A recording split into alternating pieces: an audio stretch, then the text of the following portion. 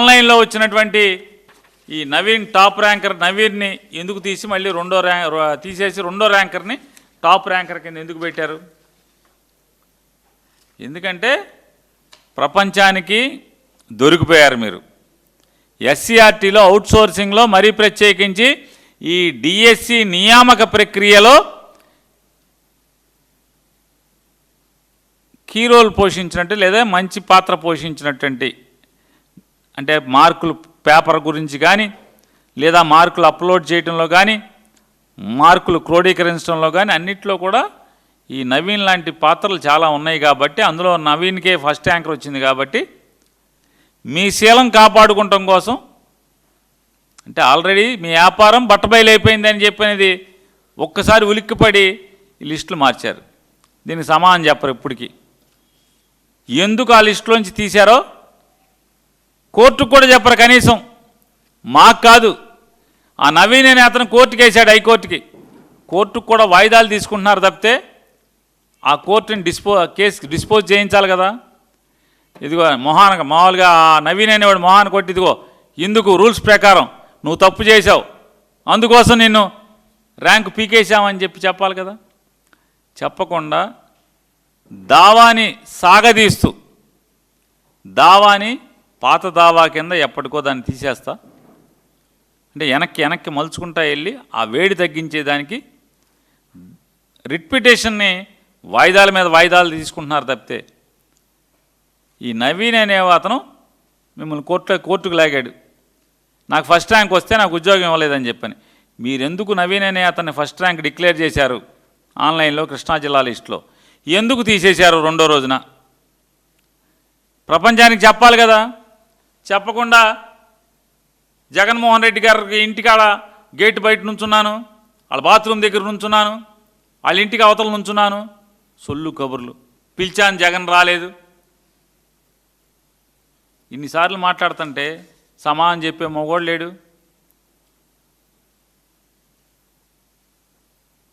చర్చికి రామని అడుగుతున్నాం, చర్చికి రారు. ఇది తప్పా ఒప్పా చెప్పండి.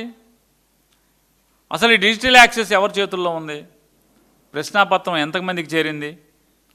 లీక్ అయిన పేపర్ని పట్టుకుని ఎంతమంది పరీక్ష రాశారు? ఎంత డబ్బులు చేతులు మారినాయి?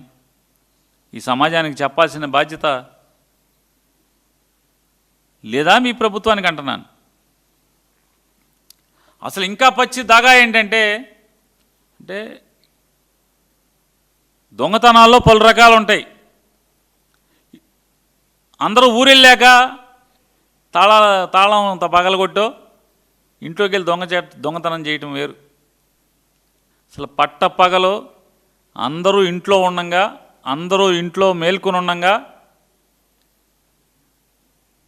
దొంగతనం బరి తెగించి దొంగతనం చేయటం ఏమంటారు? బరి తెగించి దొంగతనం చేయటం అంటారు.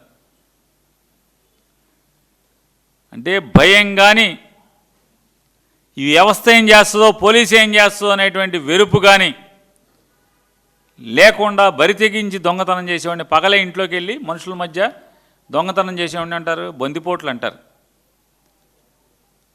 బందిపోట్లు అంటారు.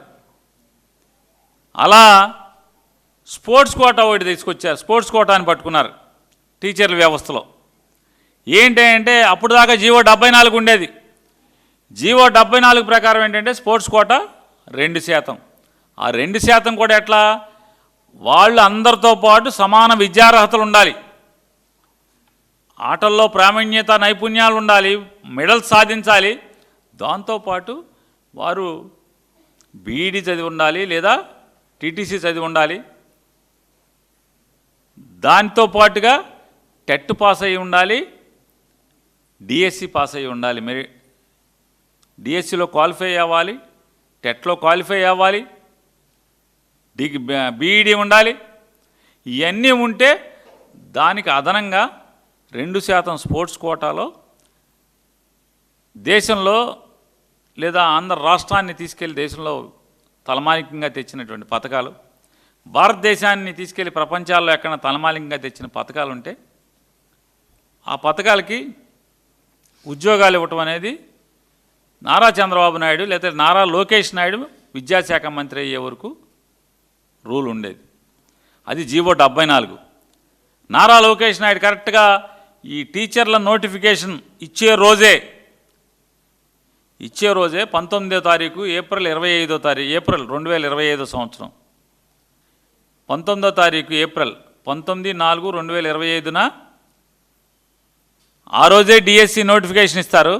అదే రోజు ఒక గంట ముందుగా స్పోర్ట్స్ కోటాని కొత్త జీవో ఇస్తారు.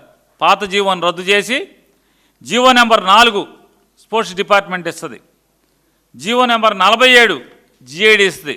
2 ఒకే రోజు జీవో ఇస్తారు. ఏంటయ్యా అంటే అసలు పరీక్ష అందరితో పాటు సమాన విద్యార్హతలు అక్కర్లేదు, పరీక్ష అర్హతలు అక్కర్లేదు, టెట్ అక్కర్లేదు, డిఎస్సి రాయక్కర్లేదు, పరీక్ష రాయాల్సిన పని లేదు. రాయకుండా ఏదో ఒక పిచ్చి సర్టిఫికెట్ ఉంటే చాలు. ఆ సర్టిఫికెట్లన్నీ ఏంటయ్యా అంటే రకరకాల అసోసియేషన్లు. ఈ అసోసియేషన్లు ఎవరయ్యా అంటే జీవో 4 జీవో చూసారా, ఆ పై జీవో చూడండి 19/4/2025 కరెక్ట్గా నోటిఫికేషన్ డిఎస్సి నోటిఫికేషన్ వచ్చే రోజే. కింద చూడండి జిఐడిది జీవో నెంబర్ 47. ఆ 2 జీవోలు ఏంటయ్యా అంటే ఏం అక్కర్లా, నీకు అసలు చదువు అక్కర్లా, టెట్ అక్కర్లా, ప్రవేశ పరీక్షలు అక్కర్లా, డిఎస్సి అక్కర్లా, ఏమీ లేకుండా పోనీ ఈ రిక్రూట్ చేసిన వాళ్ళు ఎవరన్నా ఓన్లీ వ్యాయామ ఉపాధ్యాయులు అనుకుంటారేమో. వ్యాయామ ఉపాధ్యాయులు కాదు వీళ్ళు. సైన్స్ చెప్తారు, ఇంగ్లీష్ చెప్తారు, లాంగ్వేజెస్ చెప్తారు, సోషల్ చెప్తారు, మ్యాథమెటిక్స్ చెప్తారు. అన్ని పరీక్షలు 8వ క్లాస్ వాడు 9వ క్లాస్ వాళ్ళకి కూడా చెప్తారు. వీళ్ళు లోకేష్ గారు నియామక పత్రాలు ఇచ్చిన వాళ్ళు స్పోర్ట్స్ కోటాలో వాళ్ళు టెట్ రాయక్కర్లేదంట, నీట్ టెట్ వద్దు, డిఎస్సి వద్దు, ఏమీ లేకుండా సరాసరి ఉద్యోగం ఇచ్చేస్తాయంట. ఏమవ్వాలి వీళ్ళ పిల్లలు? నారా లోకేష్ గారు కొడుకు ఈ గవర్నమెంట్ స్కూల్లో ఈ స్పోర్ట్స్ కోటాలో చేరినోడు ఎవరి దగ్గరైనా చదువు చెప్పించారా? చెప్పించున్నప్పుడు ఛాలెంజ్ చేస్తున్నా. ఈ స్పోర్ట్స్ కోటాలో ఉద్యోగాలు ఇచ్చిన స్కూల్లో లేదా అందులో వాళ్ళందరినీ పోగేసి అందులో ఇంగ్లీష్ టీచర్ని, అందులో తెలుగు టీచర్ని, అందులో సబ్జెక్టులు చెప్పే టీచర్లని అందరినీ కలిసి నారా లోకేష్ గారు అబ్బాయికి పాఠం చెప్పండి చెప్పించుకోండి. మీ పిల్లోడికి చెప్పించరు. మీ పిల్లోడు ఇంగ్లీష్ బడిలో చదువుతాడు, ఇంగ్లీష్ మీడియం. పేదవాళ్ళకి సామాన్యులకి ఇంగ్లీష్ మీడియం అక్కర్లేదు వాదిస్తారు. అక్కడితో వదలట్లా మీరు.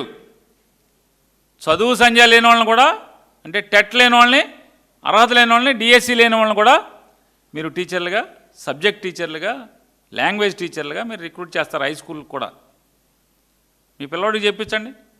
శంషేర్గా జగన్మోహన్ రెడ్డిని ఛాలెంజ్ చేస్తున్నాయి అని సొల్లుకౌరి మీ కార్యకర్తల ముందు చెప్తున్నారు కదా.